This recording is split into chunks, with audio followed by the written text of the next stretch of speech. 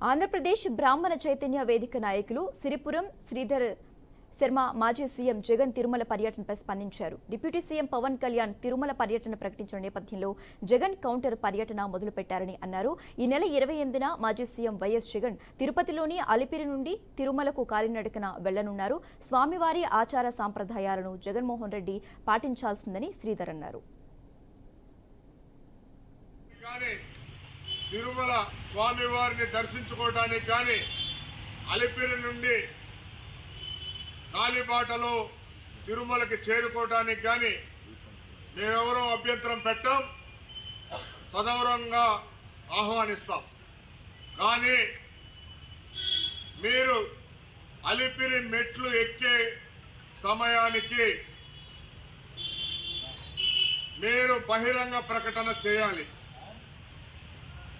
నేను కలియుగ వెంకటేశ్వర స్వామి వారి పట్ల నాకు భక్తి విశ్వాసాలు ఉన్నాయి.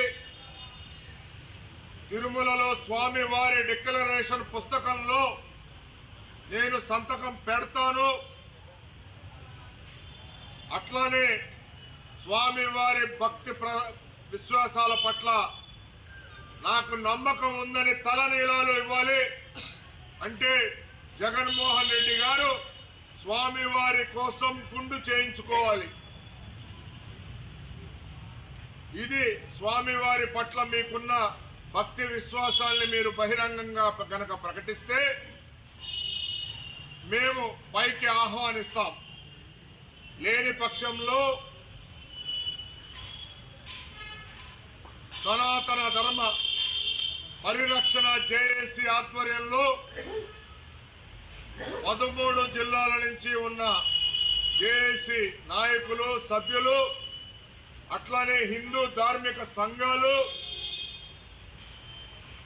శ్రీ వెంకటేశ్వర స్వామి భక్త బృందాలు ఖచ్చితంగా మిమ్మల్ని అడ్డుకొని తీరుతాం. మీరు తిరుమలకి వెళ్ళ